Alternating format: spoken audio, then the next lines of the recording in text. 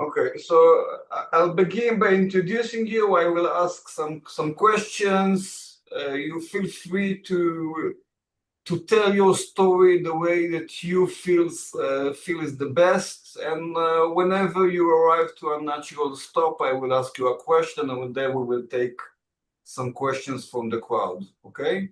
Okay. So, good evening, everyone, and welcome to another live broadcast from the Middle East Center. Tonight, we have a very special and rare opportunity for a direct conversation with an authentic voice from the United Arab Emirates. Our guest, Abdullah, is the founder and operator of a successful Twitter page, the UAE in Hebrew, where he conducts a groundbreaking dialogue with the Israeli public from the Emirates in Hebrew. Our conversation will be held in English, and to protect Abdallah's privacy, he will be appearing with his camera off. Welcome, my friend, and thank you so much for joining us. Thank you. It's an honor to be here. So our conversation will be held in English, but you also, I was told that you also speak some Hebrew to some extent. Would you like to say? Well, told not much. I only know a few words, and well, let's just say they're not the best words to say in a conversation. Okay, no worries. So, but before we dig into the big topics, could you tell us a bit about the person behind this fascinating project of the X page UAE in Hebrew? Of course, we will have a link in the description of this conversation. What motivated you as an Emirati citizen to start a public dialogue in Hebrew, especially for the Israeli audience? Well, the truth is, when I started this account, it was after university, and I was quite bored after that. This was during COVID-19 in 2020. And one thing I knew that was going to happen was a lot of Israelis will be visiting the UAE, especially Dubai, for the Expo. And I figured, hey, since they're going to be allowed to visit, they may as well get to visit other parts of the country, maybe see what they have and all that stuff. So that was my inspiration. I was both bored and I had something unexpected coming. I did not expect anything to happen until August. So that was a big shock to me when I found out there was going to be established diplomatic relations. Okay. And you just set up the page, and then what happened? Well, at first it was pretty slow. I just posted some small videos here and there. I gained a small cult following. But then after the announcement was made in August 2020 that there was going to be relations with the UAE, I did one big thing, and that was post a thread showing a quick description of every part of the UAE. After that, the number of people who follow me went from around 400 or 500 people to over 2,000 in 1 or 2 days. So your page engaged directly with the Israelis. From Yes. your perspective in the UAE, do people in the general public, in the public discourse in the Emirates, do they distinguish between the state of Israel and the Jewish people as people of faith and culture, or the state represent the people? Well, it really depends on who you ask, because in many cases, if you say like comparing a state and people, you could say that in most cases, most people would tend not to associate this.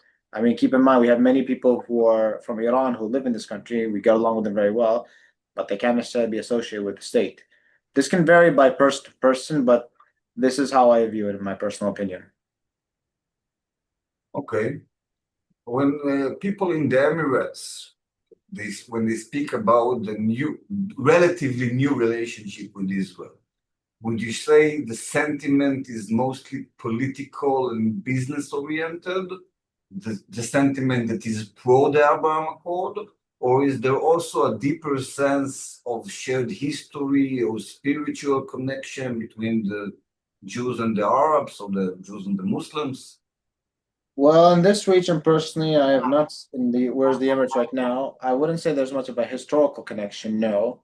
And most people would probably look at the Abraham Accords as more like how can I describe this, as more of opportunities for everyone in the region to improve and develop in many fields. Specifically, of course, in business and in cultural matters and that sort of thing, but also like in other aspects as well. One notable thing I definitely noticed from my personal view is Israel's very good technology industry, so IT and all that thing, and that's very well known here and many other parts as well. So that's, I think, one advantage we see there. And I think many Israelis can also note how the UAE is also becoming a growing global hub in recent years, especially in the non-oil economy, business, other forms of services, even like technology, specifically artificial intelligence. I mean, in 2018 and 2019, we had a university opened in Abu Dhabi, the Mohammed bin Zayed Artificial Intelligence University, which is the first dedicated university in the country dedicated to artificial intelligence. And this is becoming growing, our development of artificial intelligence being known not just in the region, but also globally. Okay, and what from your interaction with the people, the Israelis on your webpage, what would you say that how would you answer the same question about the sentiments of the Israeli people towards the Emirates as you experience it? What do you think that Israelis think about the Emirates? I think a lot of them tend to like them. I mean, especially the Israelis I know who live here. I've met a lot of them who live here or even visit here. They really enjoyed visiting to the country. I even know what's it called? I even keep in touch with many of them till now, especially like off the page. And a lot of them, from what I've noted, have a very good view of Israel. And whenever I am going out, for example, I tend to see a lot of Israeli tourists still visit despite all the issues that's happened, all the commotion, all what's been happening recently. I mean, even in Dubai, if I go to Dubai, for example, if I go to any mall, I'll still find a lot of Israelis there. Abu Dhabi, you'll still find some tourists as well, but not that much. But this just shows that a lot of them feel comfortable and safe coming here. Yes, obviously it is. Do you think that this relationship would, well, you know, we are already few years into the Abraham Accords, and obviously there were many crises along the way, especially now the crisis in Gaza. Do you think that this relationship between Israel and the UAE, you think it's stable or is it doubtful? When it comes to the official relationships, yes, I think it will definitely be stable. But the one thing to keep in check here is how people view the other side. I mean, with what's been happening recently, a lot of Emiratis don't necessarily have a positive view of Israel nowadays for all intents and purposes. Even like if you look at 2023, there was a survey with the Arab Youth Survey, which showed a lot of young Emiratis were in favor of having good relations with Israel and all that. And I haven't seen anything for 2024 and 2025, but I could definitely say that the view has definitely gone low for like general people here. I mean, this isn't to the point that they're gonna go and say bad things and harass people. No, I mean, this is not in our way, but from our personal view, it's for a lot of people, they've seen that it's like they just have a negative view of Israel. Probably it is focused about the situation in Gaza now. Yeah, that's definitely the case. I mean, don't get me wrong. There's a lot of people they like some of the things that what Israel has. Like, for example, the tech industry that I mentioned, which I personally admire.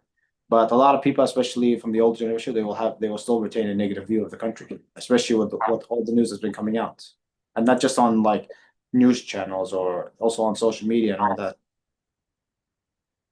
So on one hand, I think that I'm not sure, but you correct me if I'm wrong, that most people in the Emirates, especially let's say the official system, wouldn't like to see Hamas regaining its power in Gaza or going back to its situation before October 7th and again attacking Israel and reigniting the fire. But on the other hand, you feel inconvenient with the pictures coming of Gaza, but isn't it a bit similar to supporting making the omelette, but resisting breaking the eggs? I'm a bit confused what you meant by that term. Excuse me?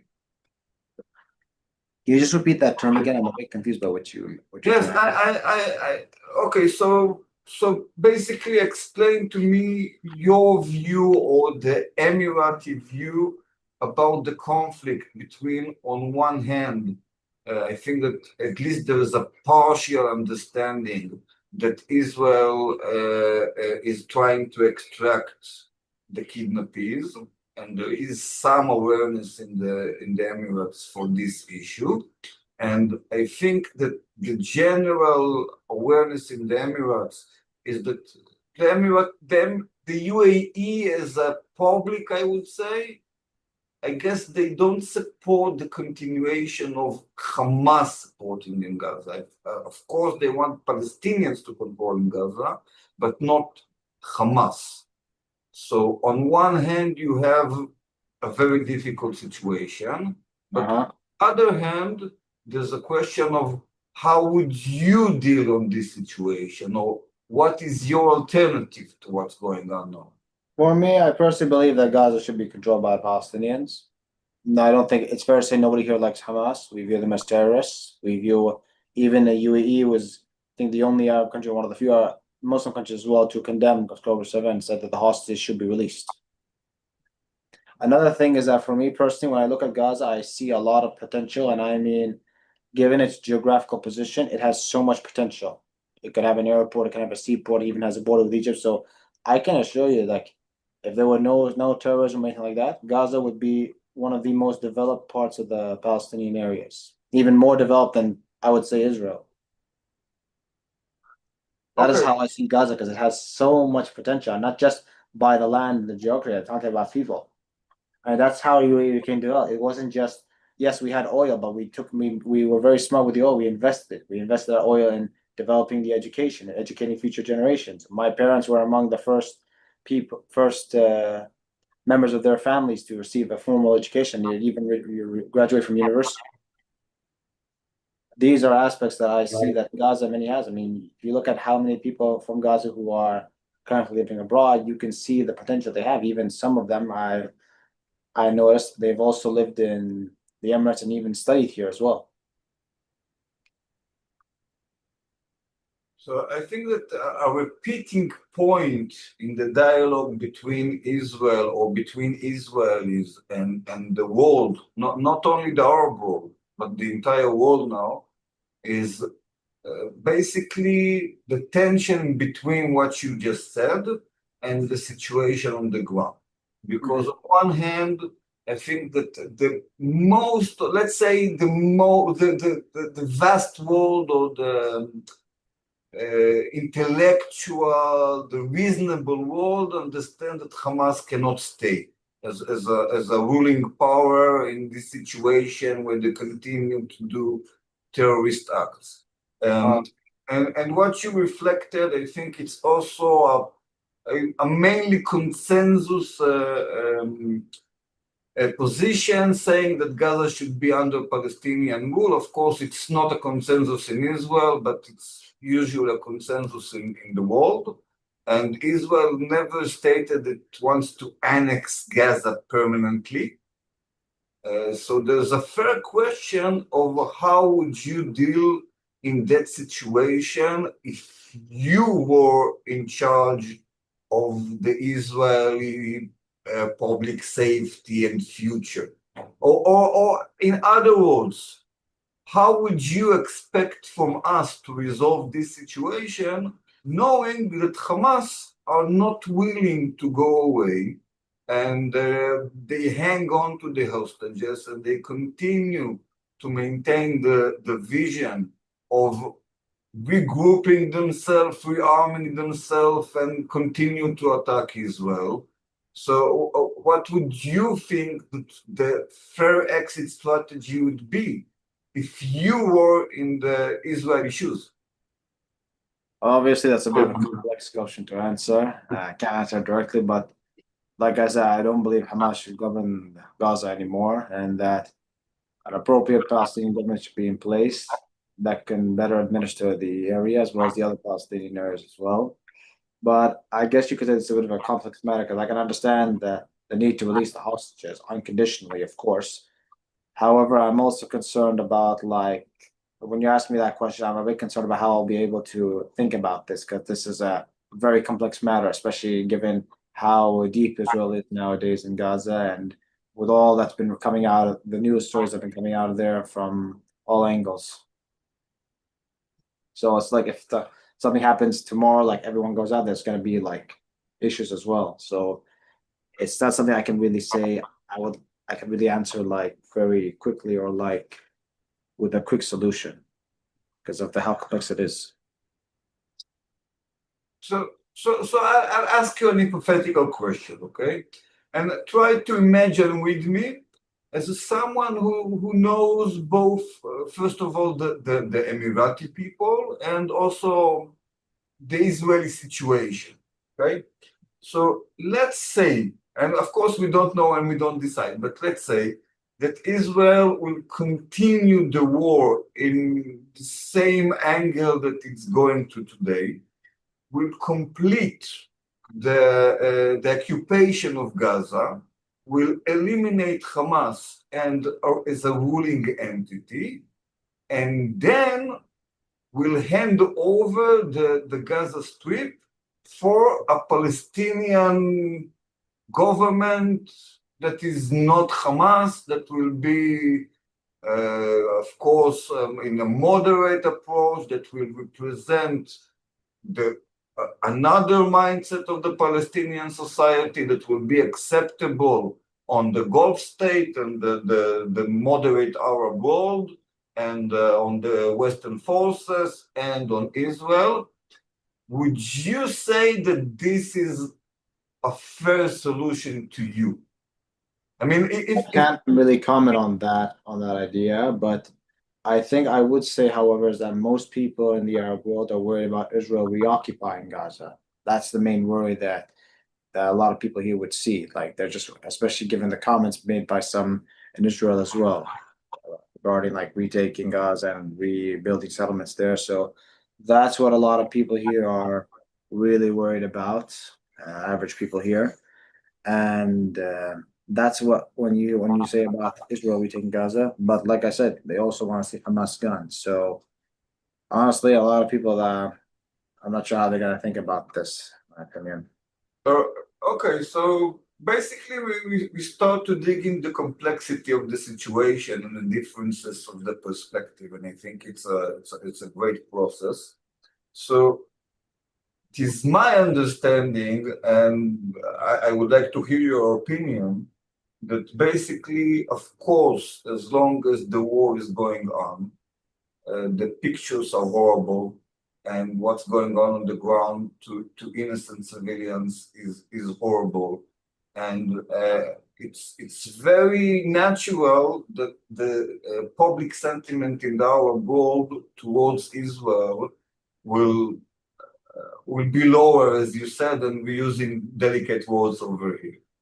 But is it fair to assume that basically the end result is depending on the end game, meaning whether the end result will be the annexation of Gaza to Israel and placing everyone in Gaza under the authority of the IDF, or rather taking Gaza from Hamas and reinstating other form of Palestinian self-government, similar to what Israel has been doing with the Abu Shbab militia, for example. Is that a fair assumption, or do you think otherwise? I can't really comment about that part, especially regarding the militia part. So, yeah. Okay, but in terms of how, so on the other hand, do you agree to the analysis of the situation? I can understand the need to analyze it, but it's going to be quite complex. Yes, the situation, of course, is complex, but do you agree that if Israel will stop the war now, immediately, let's say we'll pause and retreat, so basically we will end up again with a Hamas regime, because there's no, do you think there's an Arabic element that will be willing to go and participate in a multinational Arab force that will take Hamas from Gaza instead of the IDF? Or I can understand the need for a multinational force, like from the UN or stuff like that. But like I said, I think there needs to be like a consensus on how everything will work, given with everything that needs to be done, like who's going to control what, security, and who's going to provide services, rebuild things, etc.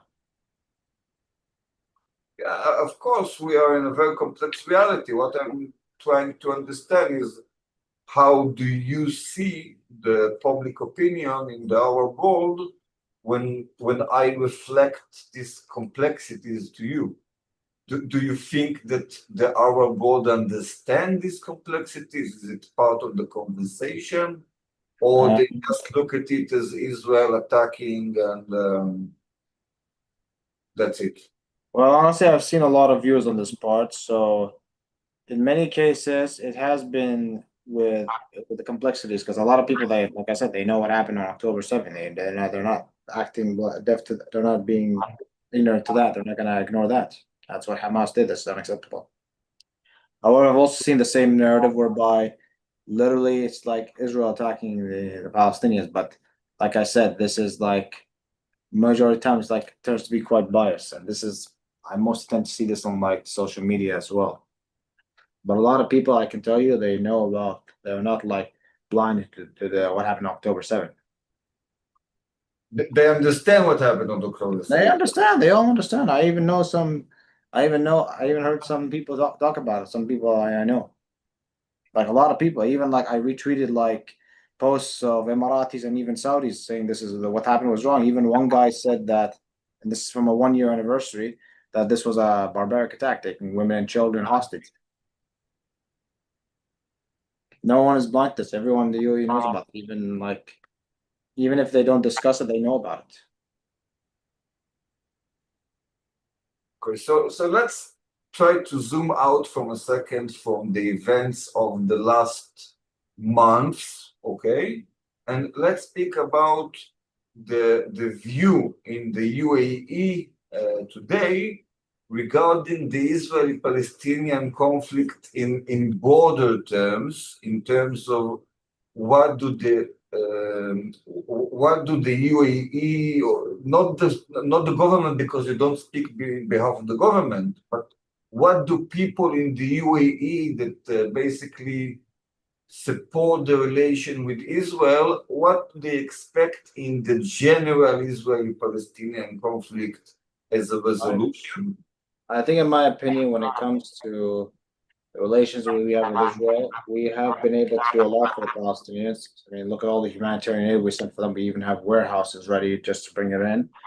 And also, I believe that one thing the Israelis should do, because of how good the relations are, is try to like restart the negotiation process with the Palestinians, especially through us if they want.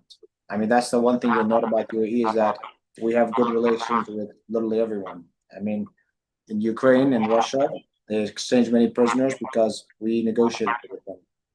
You can also see, even with the US and Russia, they also had to like release some people from their jails. Guess what? They did this through us. So that's the one thing I think they should take a look at, especially like I remember a few years ago, Pakistan's prime minister said that they would like to talk with India and like have the UAE mediate with us. Not sure if I said that correctly, but yeah, that's how I would suggest for Israel is to try to really reconnect and try to like restart the negotiations, even if they need to like go through us as well. Because honestly, there will be a lot of benefits. A lot of countries that go with the UAE, like have us like help them out. They tend to find good benefits. I mean, even like just last month, the president and prime minister of Armenia and Azerbaijan, they both came to the UAE to try to negotiate the peace treaty they have, because those two countries are still in a state of war. So these are things that I think the Israelis should look at when it comes to the UAE, given how that it's willing to be friends with everyone. Okay, so you're speaking about the role of the UAE as a very powerful and respectable mediator in global affairs, of course. But when we speak about the public, I won't even ask you about the public opinion in general. Let's say the opinion of the people, the Emiratis that you're connecting with, that you're discussing those issues with, right? What do they see as, what is their take or position on the Israeli-Palestinian conflict in general? Do they think it should lead to the two-state solution, or do they have any other take on this situation? Definitely, I think without a doubt, everyone will want to see a two-state solution and for a Palestinian state to be officially given independence. That's how a lot of people want to see it here. Even if they are even if, let's say, there's somebody who's very, very warm with Israel, they would still prefer to see a two-state solution with the Palestinians having their own home state. And keep in mind, we've recognized the Palestinians as a nation for a long time, even longer before we recognized Israel, which was just like approximately maybe even 5 years ago from today. I don't know what the exact date, but that's the idea. We've recognized them for a long time, and that is our consensus. We have always and always will support Palestine's right to a statehood, even after we established relations with Israel.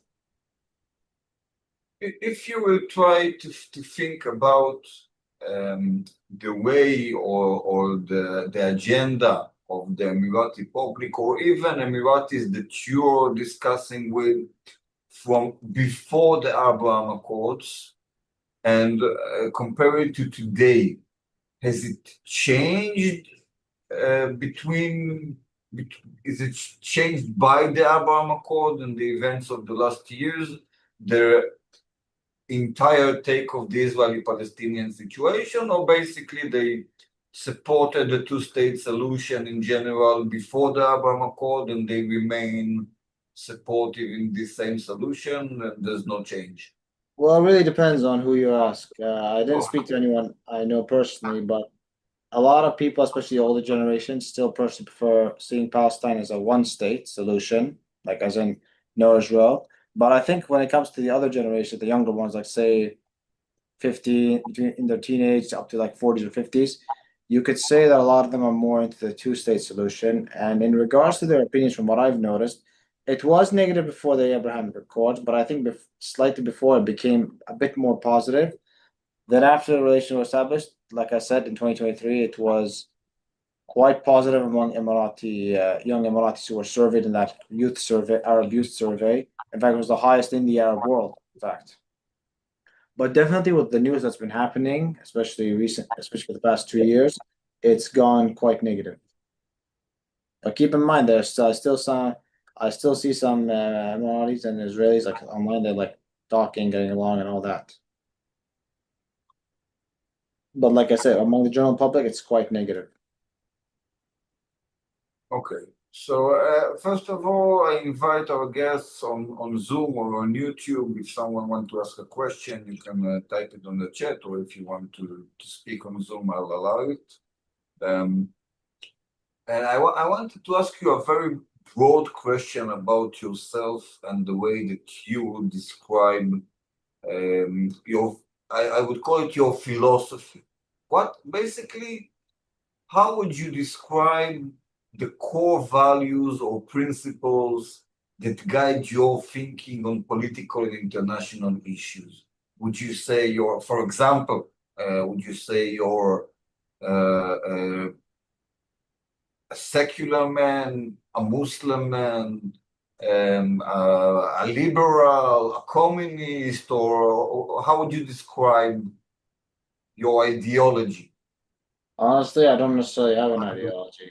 I guess I am a religious person. I do pray 5 times a day. I fast, all that. But if you ask me from my views, from a political viewpoint, I would say I'm pro UAE. Like I would like to see my country do well in all fields, no matter what, whether it's like in academics or in the economy, military matters or diplomacy. Like no matter what, I personally just want to see my country exceed above all, even like from some of the larger nations. I mean, one way I would say, I think the best thing that would describe it, the best way that would, this thing that would describe this example is when President Trump visited the UAE and Sheikh Khalid bin Mohammed bin Zayed, our crown prince in Abu Dhabi, said that we might not be large or as large, but we punch well above our weight. I mean, that's the thing. We're a small country compared to many others, but we punch well above our weight, and we have a very strong global influence. That's my personal view.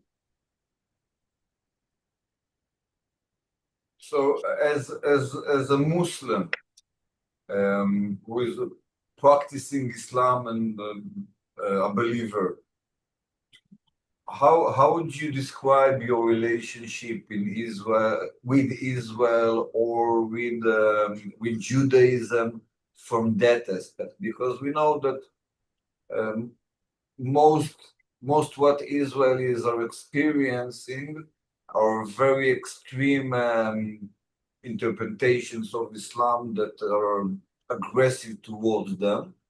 But you, as a believing Muslim, you don't consider yourself hostile to Judaism or to Israel. Well, when it comes to Israel, I think maybe a lot of Muslims here, they'll definitely have a negative view of Israel, and maybe to some extent Judaism. But for me personally, I've actually done a lot of studying when it comes to Judaism.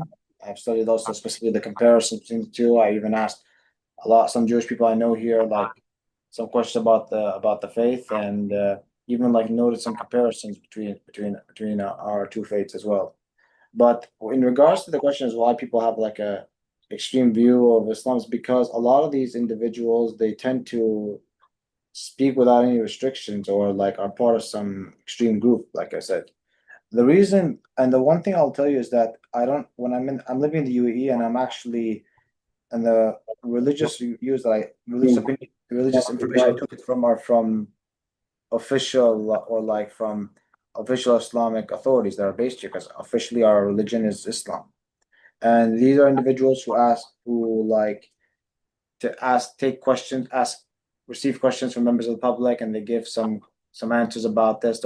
Some of them are officially scholars, others are like in one case, one guy I follow is I'll say an influencer, but he works for a religious body, and we tend to like look at these more. Even like recently, I watched some questions about an imam. This is from a TV show. A Saudi preacher who lives here in the UAE was asked about if a woman can work, and he said yes. There are in many cases a woman should work in some areas, like for example, as a doctor or in the police as well, like, or even like in the military as well. So these are the things I'm receiving personally. Like this is from my country. This is from individuals who are actual scholars, not like people online or anything like that. And and one thing I've also noted is that a lot of the stuff that I hear from what's being said in the West, you will never ever find this ever said here. And this is coming from someone who goes to the mosque every week on every Friday. And and if you want, you can also check out the Friday sermons. You'll find the sermons here that don't contain anything that's extreme, but things about religion, things about family values, education, that sort of thing. There's even like some that discuss like things like what's it called? Not doing the narcotics, or like treating one's elders well, and that sort of thing. So if I look through your eyes and through your interpretation of Islam and Quran and the Islamic and our values, okay, how would you describe the relationship between your Islam to Judaism and the Jews? What is it? you're neutral, respectful. At the moment, I can only say respectful, but I can't necessarily compare the two because I've lived in a Muslim country my whole life, and I've never visited Israel or any area or region that is a Jewish majority. So it's not really necessarily a fair comparison to compare it to, because if you want me to do this, I have to just literally be in the area, live in the area. I mean, I've been to some areas that maybe a bit more from the Muslim narrative. Some are a bit relaxed, some are a bit liberal, and some are also conservative. And I can understand that in some case, and I can understand. But if I go to an area that's majority Jewish, I can then make the comparison. Of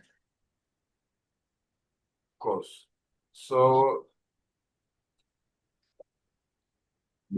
first of all, there's a question from our chat that asking. Of course, I don't expect you to answer behalf of the government of the UAE.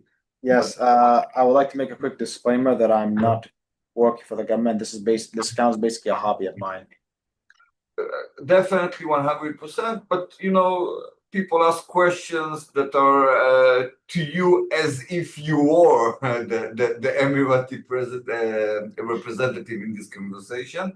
And the question is, of course, answer it with your understanding.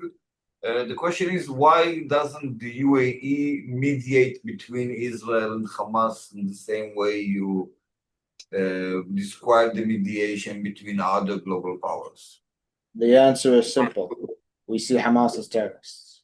How can we mediate between a nation state and a terrorist organization? I mean, believe me, I would like to see this. I believe if the UAE got like some sort of say or something, I think that everything would be over. But in realism, we can't negotiate with Hamas. Hamas, this is they are with Qatar, so Israel gonna have to mediate with Qatar in this regard. Us, we have nothing to do with this. As much as we want to see the war end, unfortunately, for me personally, this is how I see it. Would it be fair to assume that while the UAE, the people in the UAE are obviously very sympathetic to the people in Gaza, and when Israel is attacking in Gaza, as you said, the public sentiments toward Israel is gaining low. But what happened to your view when Israel was focusing in attacking the Hezbollah and the Iranian regime? How did that reflected in the Emirati eyes? I would say definitely a lot of people were worried, especially regarding the missiles that went towards Qatar. Even I was getting a bit worried myself. So don't get me wrong, a lot of people, they don't like the Iranian government given all that's been doing, but we're worried about having about conflict breaking out, because don't forget we're located north of Iran's located as our neighbor north of the Gulf, and it's so common even people to travel by ferry boats. So for us, we're just worried about having a war break out. In your border, basically. Like, we're worried about conflict. Like, we're trying to avoid the conflict as much as we can. Yes, but the last thing we want is having a conflict in this region, especially. But you didn't have the same, I would call it, not you personally, I'm speaking about the Emirati public opinion. You didn't have the same sentiment towards the people in the Shia in southern Lebanon or the Iranian regime, such as in Gaza. Because in regards to Lebanon, a lot of people want to see Lebanon like peaceful and developed. Because especially I remember once the fears of war beginning, a lot of people, they even flocked in to build humanitarian, and I even noticed like they took it a step further. I mean, I saw a lot of signs saying that UAE is with Lebanon and all that, and a lot of people were going to distribution centers to pack humanitarian aid packages, same kinds that are also sent to Gaza. Don't get me wrong, a lot of us don't get me wrong. We all know what happened in Lebanon, why it happened, but for us, we want to see Lebanon more developed. And honestly, with what's happening nowadays in Lebanon, we hope that it will become more prosperous state. But I guess that if the sentiment in UAE and agree with the understanding that Hamas has to go, probably the public opinion towards Hezbollah as a Shia terrorist organization is even stronger, or is it not? Obviously, we also see Hezbollah as a terrorist organization. That's how a lot of people see it in the Emirates. Okay. I just want to make one thing clear, though, before we go on. Despite we being a Sunni majority country, we do have a lot, like I said previously, we do have a lot of Iranians who live here, and we get along with them, even though they're Shiites. In fact, I even know it's even common in one part of some places I know to find a Shiite mosque, and I even had one friend of mine who's also a Shia, and we grew up together. And until this day, I see him as one of my best friends. So I make this very clear, and this is coming from a person who's grown up in a country where a lot of people, different nationalities, live.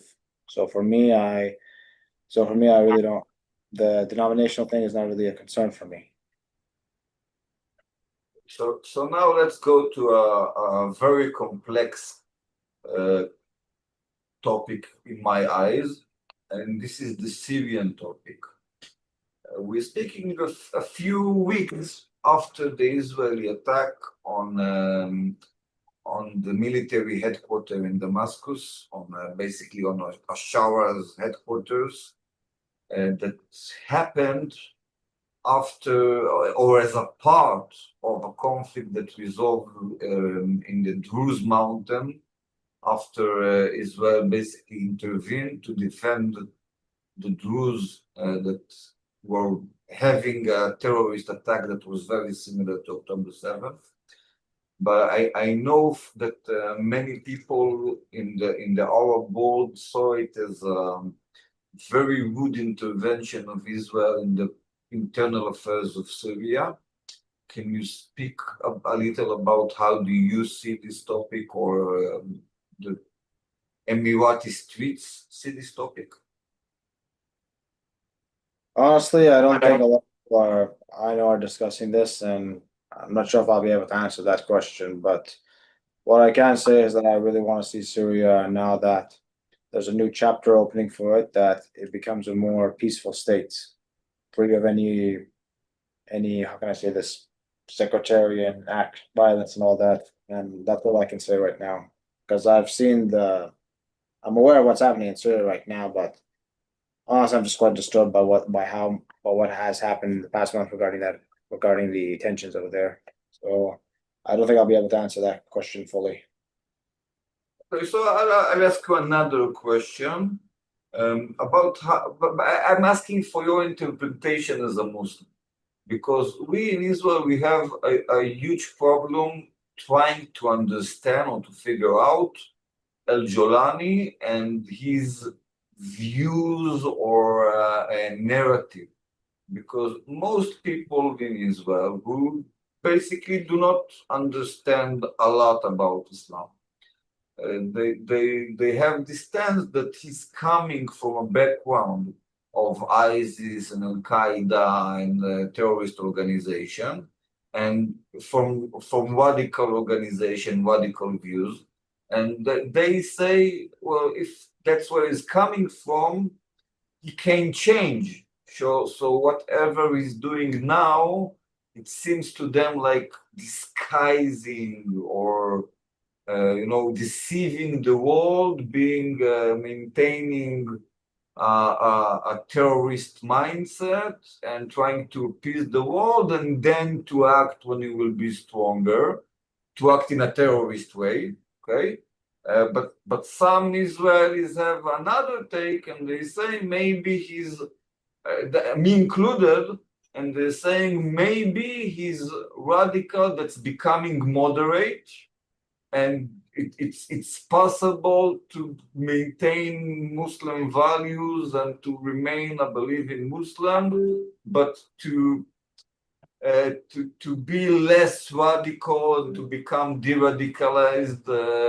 Maybe some will even say that people in the UAE was once radical or more radical than today. I would never say that we were ever radical. Like, No. I have to respectfully disagree with this notion that Muslims who are not pro-Western or modern are radical. A lot of people, and the one thing you will see about me growing up here as a Muslim is that there are many things here that are permissible, but a lot of the stuff that you're seeing on the news are basically the worst of the worst that they could find, that the media outlets could find. I'm somebody who grew up here. I'm somebody who grew up going to the mosque, praying, and all that. And I'm also somebody who also grew up with non-Muslims who've lived here. So to say that we're extreme or intolerant is completely disagreeable. This is coming from, I just do not like this logic, which I honestly just find to be inappropriate, especially given the fact that many non-Muslims nowadays live in the Emirates and feel safe here. I mean, I even seen videos of people celebrating Christmas, or for the Hindus, they celebrate, I think it's called Diwali, and they find it, they're at peace here with everyone from other faiths as well. Yes, including the Muslims who make up a majority, both all the locals as well as a lot of the foreign Muslims who live here as well. I agree perfectly. The UAE is a very moderate and safe place. But when we ask for your help to try to understand Jolani, who doesn't come from a very moderate place, we in regards to that question, I'm gonna have to decline answering that because I honestly don't know much about the topic, especially given the sensitivity of it. Okay, I understand. So let's speak a bit about chocolate. We have a mutual friend, and she said that I must ask you, what do you prefer, the Dubai chocolate or Israeli chocolate? Or what's your take on Israeli chocolates? Okay, my actual answer has to be neither because I'm actually allergic to nuts, so I can't have what's it called, the Dubai chocolate. Although I found one that has cookies and cream, which was an okay alternative.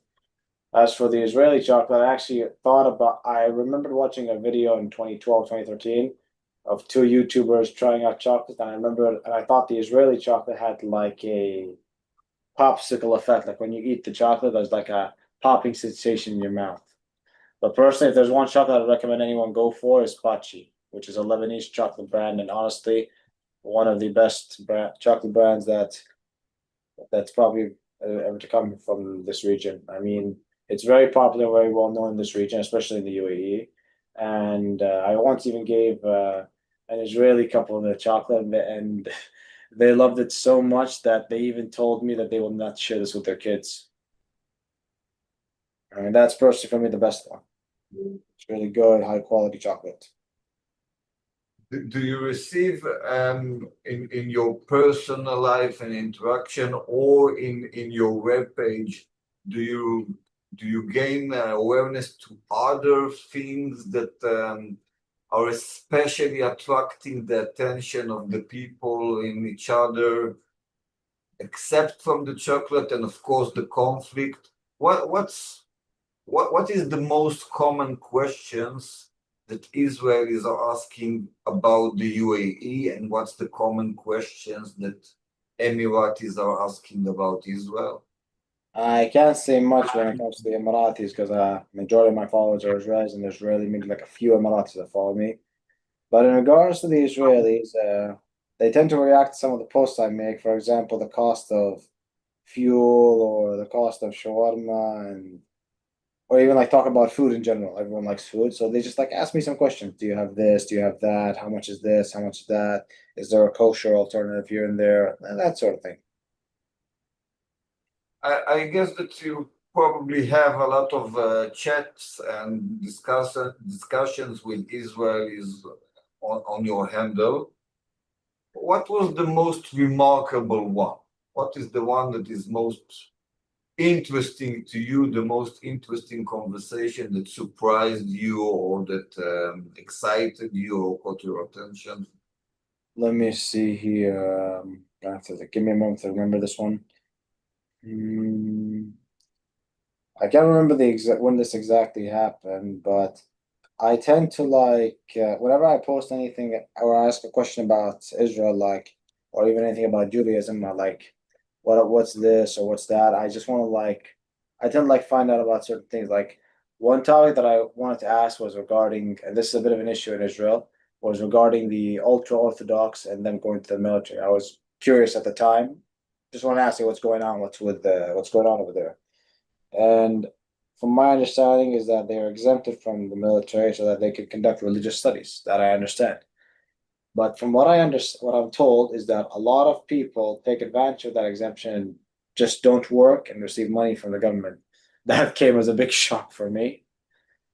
Other than that, another thing that really shocked me was whenever I asked people how much were the cost of things in Israel. Like for example, a shawarma here costing maybe between 5, 8, 10, maybe even 12 dirhams max, depending on size and quantity. But in Israel, it's like maybe 30 or 40. So the biggest shock for me is that everything in Israel is expensive compared to everything in UAE, with only one exception: mobile data plans. Israel, it's like super cheap, while UAE it can be quite expensive. Interesting. Okay. What do you think about the future, not in general terms, but the future of your activity, of your webpage, of your journey to connect Israelis and Emiratis? Do you have things that you want to share? Well, I'm just posting as I find it. Like I like to post things about history, especially like how the Emirates were like back then, or how they were in the process of developing. A lot of people were especially impressed by by some old videos of what Abu Dhabi used to look like in the 1970s when everything was being built up, and in the 1990s when a lot of the buildings have already been built. So they're just quite impressed by those kinds of things, especially when I also show them.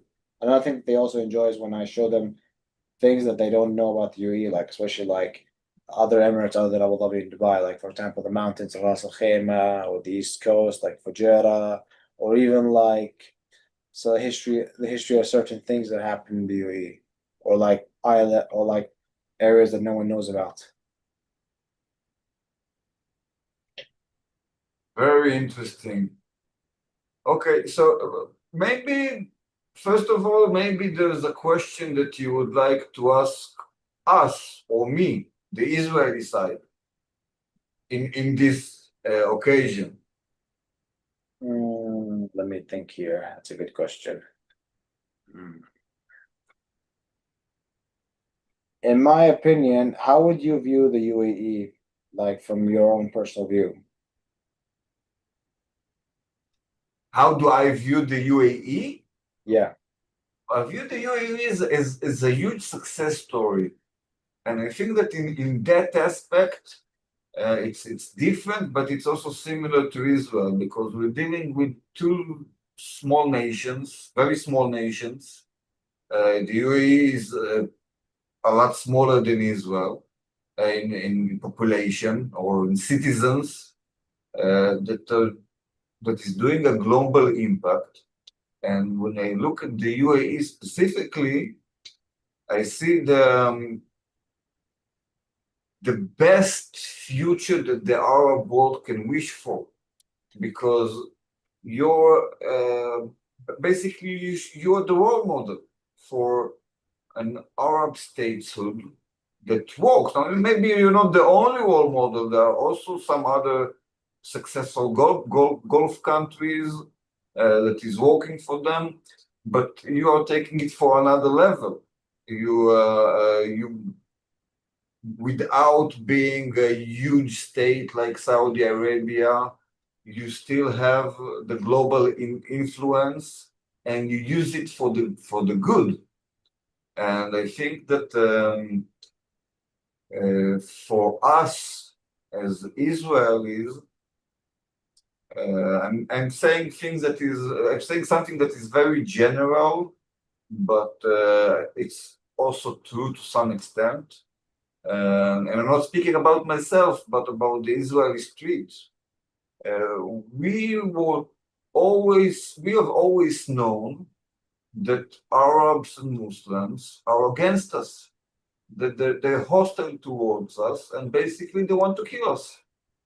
And then the UAE came, and we discovered something completely different. We discovered friendship, and I think it made many Israelis, even if it's not part of the usual Israeli discourse, it made many Israelis to step out from a mindset that says that we don't know how to deal with the Arab world and we just can't do it because they're too hostile to us. Sorry, go ahead. To a mindset that says, well, there's the UAE, and we also have Bahrain, and we also have Morocco, and we can see that's friendship, that's not only cold peace or strategic quiet or a ceasefire, that it's actually friendship, that we are coming over and you're hosting us, and some of you are also coming over, and we feel friendship towards each other. And I think that it changes a lot for us as Israelis, knowing that it's possible to have not only cold peace, but real alliance with an Arab country that would, even to the extent that you would say, we won't mediate because we consider Hamas as terrorists, something that for Israelis is very exciting because you can see our side of the story, and it's not very obvious. I see. Okay, so before we will end, I will ask you if there's something or maybe many things that you would like to add, that you think that the Israeli public should hear from you and we haven't covered in this interview. Not sure what I can ask, honestly. Okay, so if you think that you summed up your points, we can say farewell for now. All right. Ilalika, and thank you very much for taking the time to speak to us. I think it was very important and exciting to speak with you from the UAE. Only a few years ago it wasn't possible, and it was only a dream.